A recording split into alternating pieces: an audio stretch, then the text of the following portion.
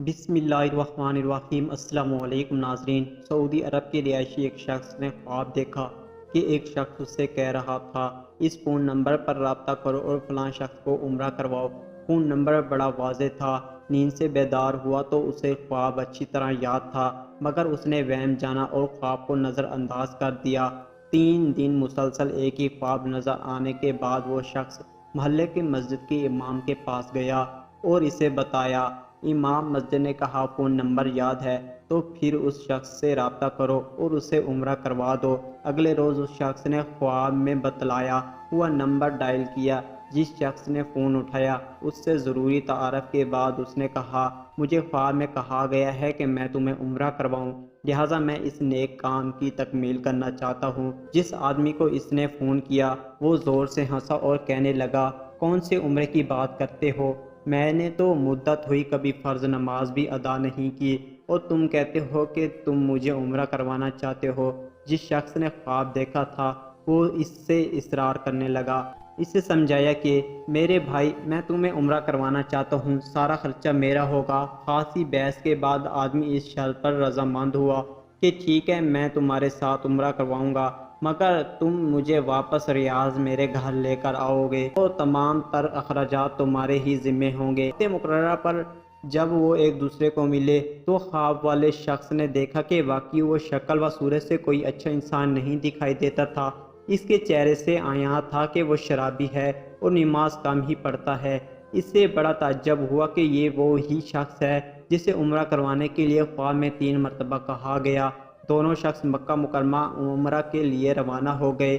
میقات پر پہنچے تو انہوں نے غسل کر کے احرام باندھا اور حرم شریف کی طرف روانہ ہوئے۔ انہوں نے بیت اللہ کا طواف کیا، مقام ابراہیمی پر 2 رکعت نماز ادا کی، صفا و مروہ کے درمیان سعی کی، اپنے سروں کو منڈوایا اور اس طرح عمرہ مکمل ہو گیا۔ اب انہوں نے واپسی کی تیاری شروع کر دی۔ حرم سے نکلنے لگے تو وہ شخص جو بہت کوشش سے عمرہ کرنے پر آمادہ ہوا تھا کہنے لگا دوست حرم چھوڑنے سے پہلے میں 2 رکعت نفل ادا کرنا چاہتا ہوں، نہ جانے دوبارہ عمرے کی توفیق ہوتی بھی ہے یا نہیں، اسے کیا اعتراض ہوتا؟ اس نے کہا نفل پڑھو اور بڑے شوق سے پڑھو۔ اس نے اس کے سامنے نفل ادا کرنے شروع کر دیے۔ جب سجدے میں گیا تو اس کا سجدہ طویل سے طویل تر ہوتا چلا گیا۔ جب کافی دیر گزر گئی تو اس کے دوست نے اسے ہلایا۔ جب کوئی حرکت نہیں ہوئی تو اس پر انکشاف ہوا کہ اس کے ساتھی کی روح حالت سجدے میں ہی پرواز کر چکی تھی۔ اپنے ساتھی کی موت پر اسے بڑا رشک آیا اور وہ رو پڑا کہ یہ تو حسین خاتمہ ہے، کاش ایسی موت میرے نصیب میں ہوتی۔ ایسی موت تو ہر کسی کو نصیب ہو۔ وہ اپنے آپ سے ہی یہ باتیں کر رہا تھا۔ اس خوش قسمت انسان کو غسل دیا گیا اور احرام پہنا کر حرم میں ہی اس کی نماز جنازہ ادا کی گئی۔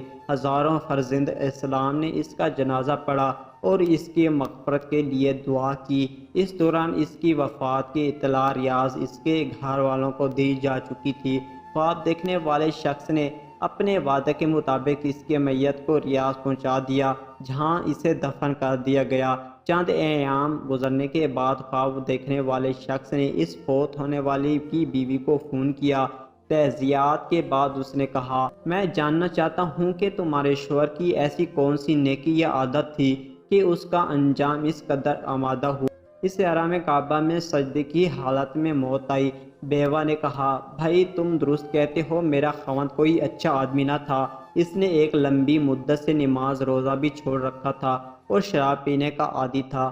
میں اس کی کوئی خاص خوبی بیان تو نہیں کر سکتی، ہاں مگر اس کی ایک عادت یہ تھی کہ وہ ہمارے ہمسائے میں ایک غریب بیوہ اپنے چھوٹے چھوٹے بچوں کے ساتھ رہتی ہے۔ میرا شوہر روزانہ بازار جاتا تو جہاں اپنے بچوں کے لیے کھانے پینے کی چیزیں لاتا وہ اس بیوہ اور اس کے یتیم بچوں کے لیے بھی لاتا اور اس کے دروازے پر رکھ کر اسے آواز دیتا کہ میں نے کھانا باہر رکھ دیا ہے، اسے اٹھا لو۔ یہ بیوہ عورت کھانا اٹھاتی اور ساتھ میرے خاوند کے لیے دعا کرتی، اللہ تمہارا خاتمہ بالخیر کرے۔ قائرین کرام، اس طرح اس بیوہ کی دعا اللہ تعالی نے قبول فرمائی اور اس شرابی کا اتنے عمدہ طریقے پر خاتمہ ہوا کہ اس پر ہر مسلمان کو رشک آتا ہے۔